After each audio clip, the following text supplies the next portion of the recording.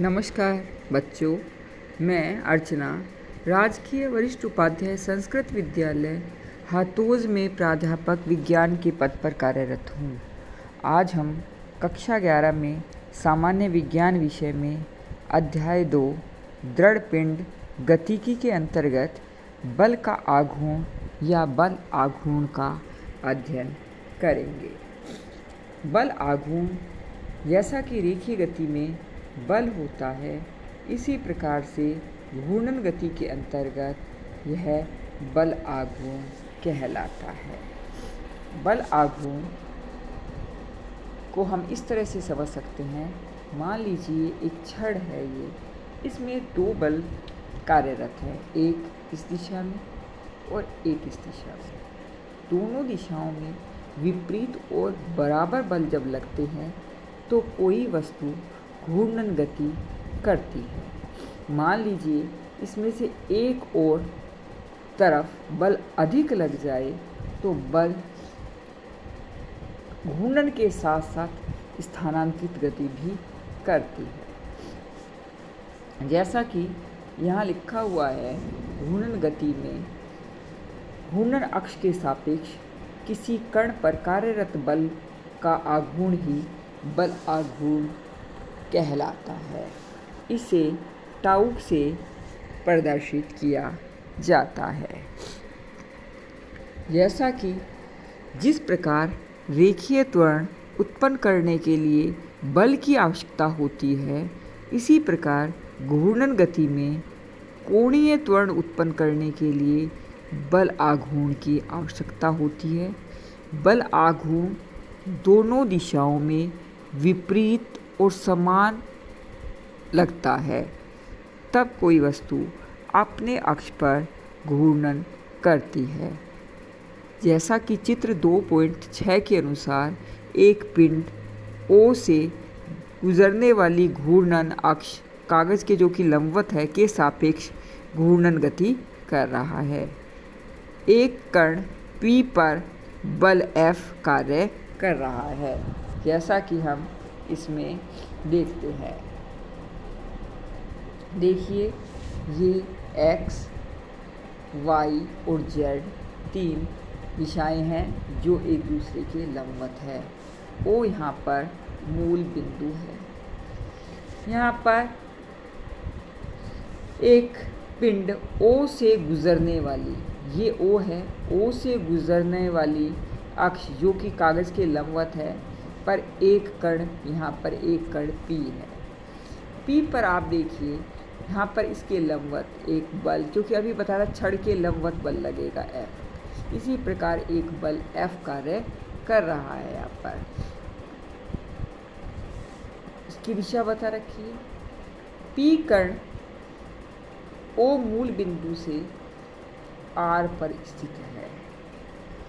ठीक है, तो यहाँ पर हम जानते हैं टाउ बल आघूर्ण बराबर बल का परिमाण गुणा आघूर्ण भुजा। यहाँ पर आघूर्ण भुजा के स्थान पर हम इसको बोल सकते हैं बल की घूर्णन अक्ष से लंबवत दूरी। क्या कह सकते हैं? बल की घूर्णन अक्ष से दूरी। अब क्या है बल का परिमाण? बल का परिमाण यहाँ देखिए F है। क्या है बल का परिमाण? F। और दूसरी बल की घूर्णन अक्ष से लंबवत दूरी, ये घूर्णन अक्ष है। लंबवत दूरी के लिए हम F के लंबवत पीछे की तरफ हम रेखा लेकर के जाएंगे। क्या करेंगे हम? इस रेखा को ये पहले से बना दिया, एक्चुअल में इसको पीछे लेकर के गए हैं लंबवत दूरी निकालने के लिए। अक्ष से लंबवत दूरी, ये अक्ष है, तो इससे नीचे की तरफ ले जाएंगे तो यहाँ पर इस अक्ष के लंबवत यहाँ पर इस लंबाई को हम नापेंगे। ये भुजाएं एक दूसरे को कहाँ काट रही है? M बिंदु पर काट रही है। ये बिंदु है M। तो O से लंबवत दूरी ये हुई, ये लंबवत दूरी है, इसमें बता रखा है R साइन थीटा। अब साइन कैसे निकाली? क्योंकि साइन बराबर होता है लंब बटे कर्ण। यहाँ पर लंब क्या है? आप देखिए, ये 90 डिग्री का कोण बनाते हुए है ये वाली भुजा OM। तो OM अपोन क्या आ गया हमारे पास, ये है कर्ण OP। तो आप देख रहे हैं OM बटे OP, ये क्या है साइन थीटा। क्या आ गया यहाँ पर, ये साइन थीटा आ गया, क्योंकि अब हम OM निकालना चाहते हैं, ये है साइन थीटा। तो OM हमें निकालना है ये, तो OM बराबर क्या हो जाएगा, OM बराबर हो गया हमारे पास OP साइन थीटा। अब आप देखिए OP क्या है, OP क्या है, OP बराबर है R। तो अभी क्या लिखा हमने, OM बराबर OP sine theta, OP R sine theta. तो OM के स्थान पर हम क्या लिख देंगे, क्योंकि OM क्या है, OM है बल की घूर्णन अक्ष से लंबवत दूरी, ये घूर्णन अक्ष से लंबवत दूरी है, क्योंकि ऐसे तो हम निकाल नहीं सकते, इसको हमने पीछे ले लिया इस भुजा को, और O से इसकी दूरी फिर हमने जहाँ पर ये बिंदु काट रहे हैं ये इसकी लंबवत दूरी आ गई। OM हमने निकाला तो FR साइन थीटा आ गया हमारे पास। क्या आ गया, FR साइन थीटा। अब हम इसको इस तरह भी लिख सकते हैं टाउ RF साइन थीटा, क्योंकि टाउ जो है यह एक सदिश राशि है, इसलिए R टाउ सदिश R सदिश गुणा F सदिश, या tau RF sine theta n। यहाँ पर OM अभी जैसा कि बताया था, आघूर्ण भुजा घूर्णन अक्ष से बल की क्रिया रेखा के बीच की लंबवत दूरी, जैसा कि अभी हमने पढ़ा था OM जो है वह अक्ष से लंबवत दूरी, हम इसको पीछे की तरफ लेकर के गए थे और यहाँ पर O से हमने लंबवत रेखा ली जहाँ पर ये काट रहे थे। इस प्रकार से O जो है घूर्णन अक्ष, बल की घूर्णन अक्ष से लंबवत दूरी है। टाउ की दिशा हम जानते हैं क्या होगी, दक्षिणावर्त के नियम के अनुसार हम जानते हैं टाउ की दिशा जो है RF की दिशा के लंबवत होगी। इसका मात्रक हम देखते हैं, टाउ का मात्रक क्या होगा, तो टाउ का मात्रक जो है वह R क्या है, विस्थापन मीटर, F न्यूटन है तो न्यूटन मीटर, विमा इसकी निकालेंगे न्यूटन के लिए क्या है, न्यूटन बल है, बल के लिए हमें पता है F बराबर ma, ये आप जानते हैं।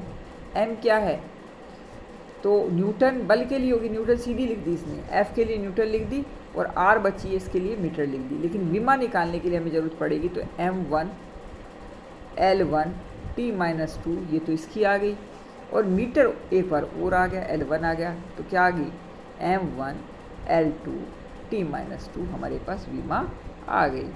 अब बात करते हैं विशेष परिस्थितियाँ यदि हों, तो विशेष परिस्थितियों के लिए ये माना गया है, मान लीजिए थीटा 0 है, थीटा 0 है तो साइन 0 का मान जो है वह 0 होता है, इसलिए टाउ का है जो मान वह न्यूनतम होगा उस समय। दूसरा है टाउ थीटा जो है 90 डिग्री पर 90 डिग्री पर है तो बल आघूर्ण का मान अधिकतम होगा, क्योंकि साइन 90 का मान 1 होता है, टाउ बराबर RF इसका मान अधिकतम होगा। मान लीजिए कहीं पर n कण लग रहे हैं, n कण है किसी में, कण निकायों पर बल आरोपित बल आघूर्ण, यदि किसी दृढ़ वस्तु पर कई बल कार्यरत हैं तो परिणामी बल आघूर्ण सभी बल आघूर्णों के सदिश योग के बराबर होगा। किसी दृढ़ पिंड की घूर्णन गति में यदि आघूर्ण भुजा की लंबाई अधिक होगी, लंबाई अधिक हो जाएगी, जैसा कि आप इस फॉर्मूले में देख रहे हैं, R का मान यदि बढ़ जाएगा तो क्या होगा, R का मान बढ़ने पर बल कम लगाना पड़ेगा। इसीलिए इनका दैनिक जीवन में हम महत्व पढ़ सकते हैं। क्या क्या महत्व है दैनिक जीवन में इसमें, तो देखिए पेच को घुमाने के लिए पेचकस का हत्था क्या कर दिया जाता है, चौड़ा कर दिया जाता है। क्यों, ये एक पेचकस है। ये अक्षीय दूरी है, अक्ष है ये, अक्ष से दूरी बढ़ गई, आर का मान बढ़ गया, आर का मान बढ़ते हुए बल कम लगाना पड़ेगा। इसी प्रकार से दरवाजे का, ये दरवाजे का क्या है, ये यहाँ पर ये दरवाज़ा है, ये क्या बोलते हैं उसको, यहाँ पर पेच लगे होते हैं ना अपने यहाँ पर, और यहाँ पर ये दरवाज़ा है, तो यहाँ पर हत्था लगाया जाता है। तो इसकी दूरी बढ़ गई, इसलिए यहाँ पर जो हैंडल है वो दूर लगाया जाता है कब्जे से। ये कब्जे हैं, यहाँ पर कब्जे लगे हुए हैं, ये हैंडल है, हैंडल से आज दूरी बढ़ गई, दूरी बढ़ते ही बल कम लगाना पड़ेगा। तीसरा बता रखा है कि हैंड पंप। तो हैंड पंप से ये जैसे इधर आप देखिए, हैंड पंप इस तरह से है और हैंड पंप में ये हत्था लगाया है। तो ये क्रिया रेखा क्या है, यहाँ पर यहाँ से शुरू हुई, आर बढ़ गया, बल क्या होगा, कम लगाना पड़ेगा। और बल जब कम लगाना पड़ेगा तो क्या होगा कि हमें आसानी से पानी हम निकाल लेंगे। धन्यवाद आप सबको। नेक्स्ट हम अगले लेसन में पढ़ेंगे कोणीय पीरियड में पढ़ेंगे कोणीय संवेग।